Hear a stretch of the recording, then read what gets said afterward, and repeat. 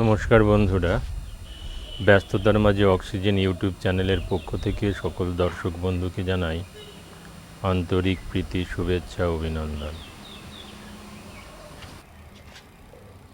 একটা নতুন ভিডিও আপনাদের উপহার দেব বলে নিয়ে এলাম। দেখুন,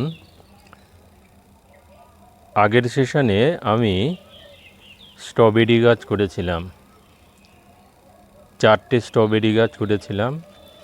এই একটা, এই যে একটা, এই একটা, এই একটা, 3টে বেঁচে আছে, একটা মারা গেছে, বাঁচাতে পারিনি।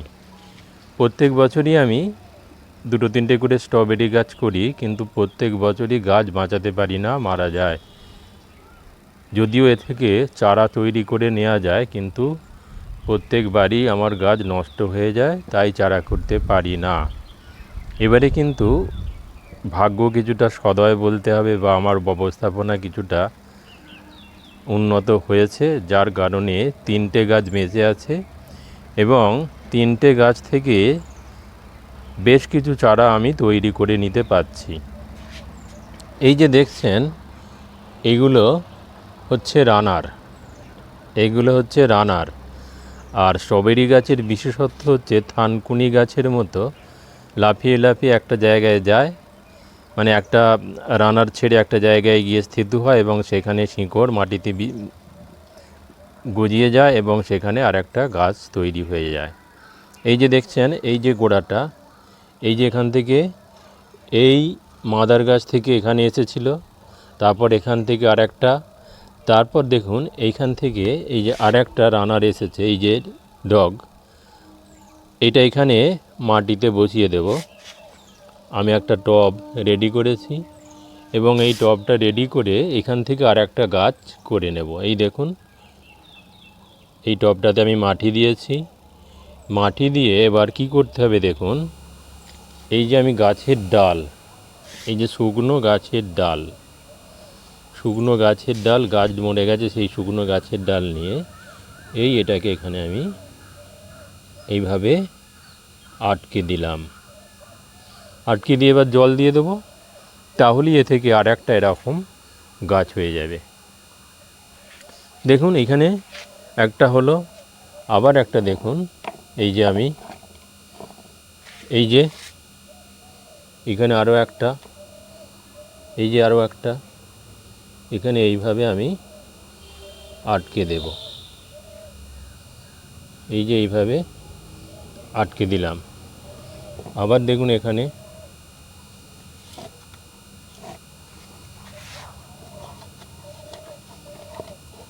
এইভাবে আটকে দিলে আপনি অনেক চারা তৈরি করে নিতে পারবেন। আশা করছি এই বছর আমাকে আর পরের সেশনের জন্যে চারা কিনে আনতে হবে না। আশা করছি এই চারাগুলোকে বাঁচিয়ে রাখতে পারবো, বর্ষার জল বৃষ্টির হাতে থেকে রক্ষা করতে পারবো, কিছুটা শেড ফেডের মধ্যে নিয়ে যেতে পারবো। আর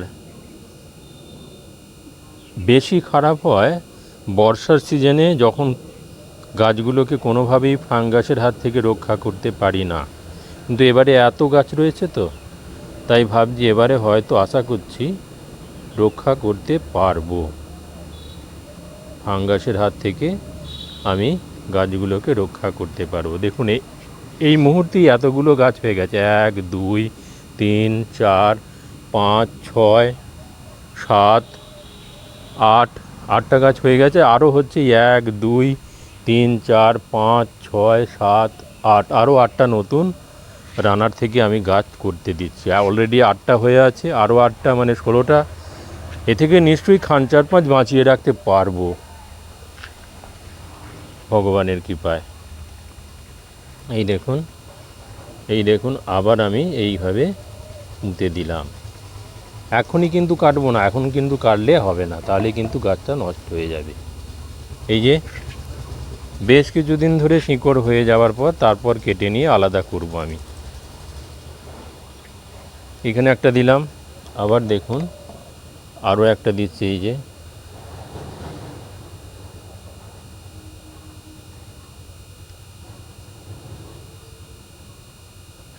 এই যে বসিয়ে দিলাম।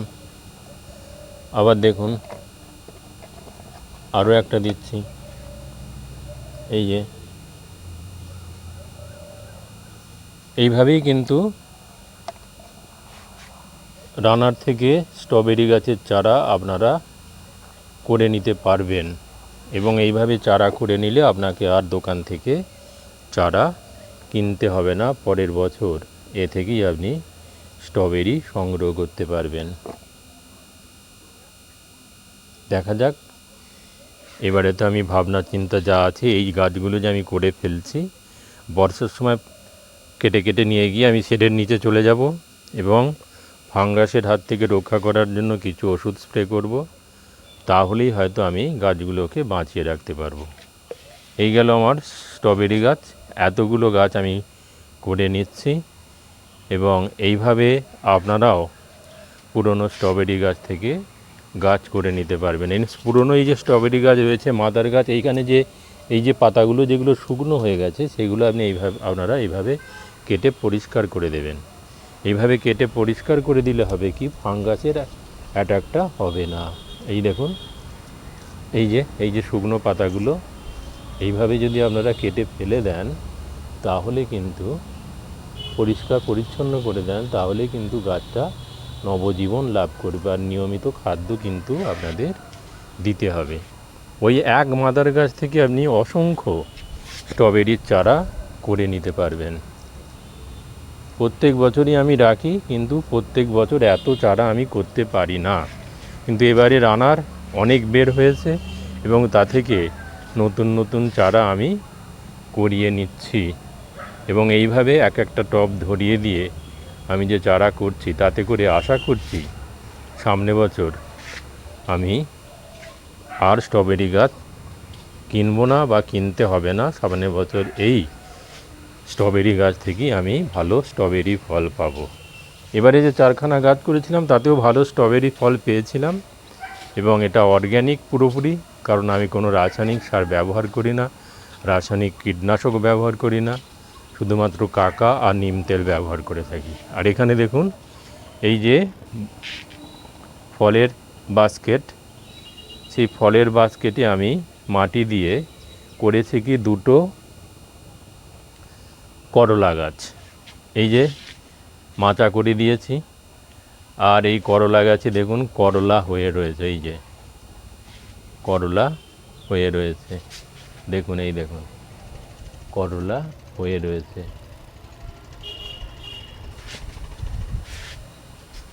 করলা হয়ে রয়েছে। এদিকে টমেটো গাছ ছিল, এখনও গাছে টমেটো রয়েছে, এখনও গাছে টমেটো রয়েছে। আর করলা গাছে করলা হয়েছে, দেখুন ওখানেও দেখুন বেশ কিছু করলা হয়েছে। আর কিছু দিনের মধ্যেই করলা আমাকে হারভেস্ট করতে হবে। সবই কিন্তু অর্গ্যানিক।